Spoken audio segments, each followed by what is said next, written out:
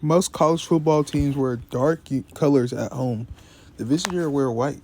LSU does the opposite. In Baton Rouge, the Tigers have made the white jerseys their home identity. It looks so iconic. Fans across the country recognize it instantly.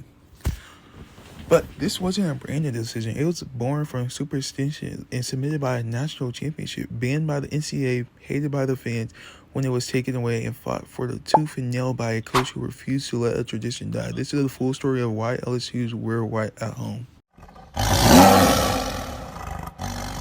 This story begins with a coach named Paul Dietzel.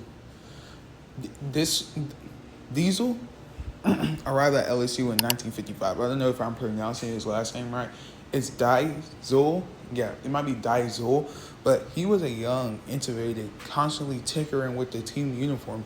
In 1957, according to multiple accounts, Dietzel decided to have LSU wear white jerseys at home against ranked Georgia Tech.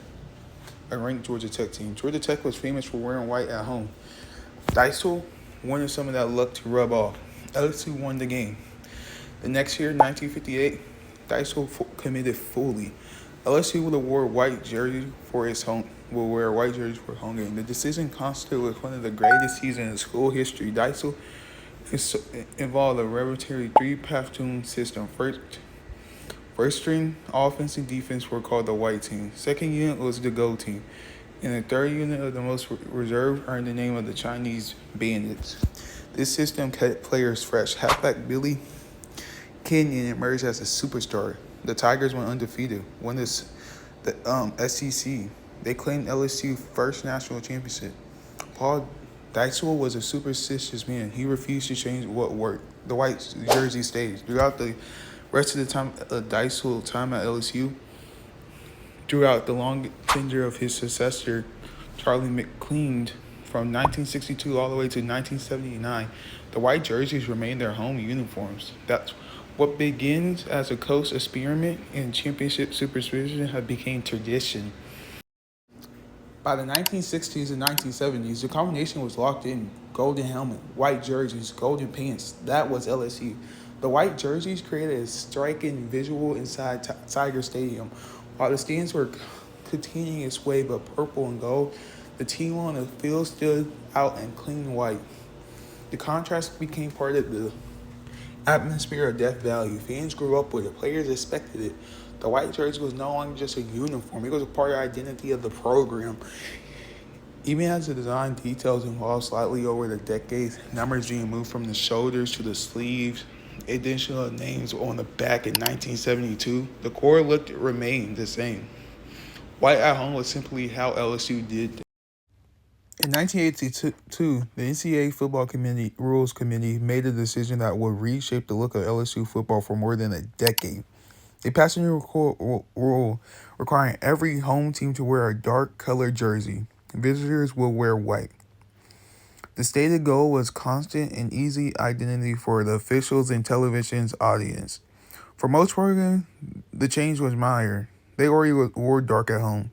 For LSU, it was a direct attack on a tradition. The beginning with the 1983 season, the white jerseys were banned from Tiger Stadium. The Tigers were forced into purple. The reaction in Baton Rouge was immediately and emotional. Fans did not treat it as a neutral rule change. Many called the purple jersey a curse. They argued that the white uniform has been part of their program identity since the 1958 national championship. That stripped it away felt like erasing a piece of LSU. Newspaper letters to editors, talk shows, called fields with frustration. Some fans openly said the purple jerseys were bad luck. Even when the team played well, the visuals felt wrong to a large proportion of the fan base. It is important to note that the purple years were not without success under coaches Jerry DiNardo, later Mike Archer. LSU was still captured the SEC championship in 1986 and 1988. Those titles were while wearing the mandatory purples at home. Yet victory did little soften a widespread sensation of loss for many supporters. The fell on results couldn't been replaced the missing white jerseys. The band stretched across 11 full seasons. An entire generation of young fans grew up never seeing LSU wear white at home. In 1993, the program celebrated its football ceremony, and head coach Carroll Hallman saw an opportunity. He formed a petition that the NCAA for permission to wear white jerseys at home. During that special season, as a one-time exhibition, the request was denied. The white jerseys remained locked away. By the mid-1990s, the absence had become a running wound in the fan culture. Every new coach hire was met with the same question from supporters: can you get the white jerseys back? The answer, for more than a decade, it was no. In December 1994, LSU turned into a new head coach, Gerry DiNardo. The program was coming on 6 consecutive losing season. The morale was low.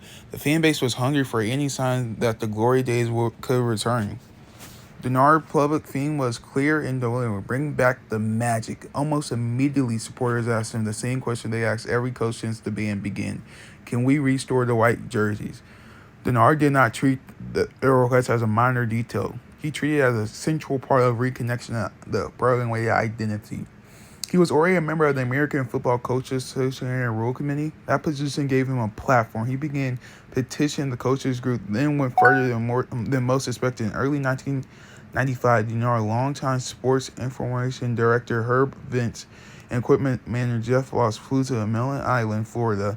The NCAA Football Rule Committee was meeting there. LSU group didn't simply submit a written request. They met personally with every member of the committee, and they came prepared with a memorial gift from each commissioner. They ordered a custom white jerseys, complete with an individual's name on the back. DiNardo later described this presentation as a combination of logical argument and a touch of fear. The jersey made the request impossible to forget. The effort worked. NCAA approved a change. Beginning the 1995 season, LSU would once again be allowed to wear white at home. There was one important crucial at this time. The visiting team has to give it permission. The first home game of the new era arrived quickly. Unranked LSU, 6th-ranked Auburn in the building. Return of the white jerseys. The starts begin. The Magic's back. Tigers won 12-16. In the final seconds, with Auburn defensive back Troy Twitch interception and pass in the end zone. The stadium erupted. For many fans, the victory felt like more than one win. It felt like the white jerseys itself helped restore everything they've been through missing for the past 11 years. Not every opponent cooperated with the new arrangement. The first team to refuse permission was Vanderbilt.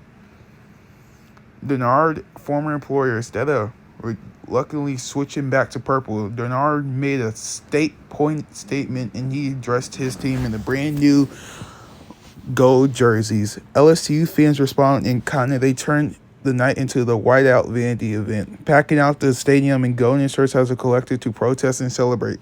The message was unremarkable. The white jerseys were back, and the program and the fans were prepared to defend it. What had begun as a superstition under Paul Dietzel in 1958 has survived a formal ban and been restored through political preservation, personal lobbying, and a deep emotional attachment from this fan base. Once the white jerseys returned in 1995, it never left as their primary home identity. Under Nick Saban, who arrived in 2000, and the coaches who followed the tradition settled into a recognizable modern pattern. LSU typically wear white for their home opener for a large majority of the SEC home games. Purple appears more frequently against non-conference opponents at home. Occasionally, alternate combos are used for special nights. Yet the default, that look that still remain most likely LSU to majority of LSU fans, remain unchanged. Gold helmet, white jersey, gold pants. The combination is so strongly associated with the brand that it's functioned as a visual brand. People who never step foot in Baton Rouge often identify it as the LSU team from its uniform alone. The contrast inside Tiger Stadium continues with the matter. When the stadiums are continuous wall of purple gold. The team on the field is clean and white. The it's efficient. The effect is distant. No other major program creates quite the same visual significance at home. In recent season, the program has experienced with more alternate looks. Sometimes, some things draw criticism from the traditionalists who prepare the classic combinations to remain dominant. Even so, the white home jerseys have never been abandoned. It remains a standard against which every uniform is measured. More than 60 years after Paul Dietzel first put the LSU Tigers in white at home, more than 30 years after Gerry DiNardo fought to restore them, the uniform still carries the weight of its history. It's a championship superstition that became a tradition. It's a band look that fans refuse to forget. It's a restored identity that the program continues to wear with pride. When LSU runs out the tunnel in white under the Lysa Death Valley, the jerseys is doing more than covering the players. It is covering the full story of how when a college football most recognizable looks were born and nearly lost and barely brought back. And that's your boy Green Apple TV. Let me know if you knew the story of why LSU wore white if you figured it out from this video. That's your boy. Get out of here. Enjoy the rest of your day. Get out of here. Peace.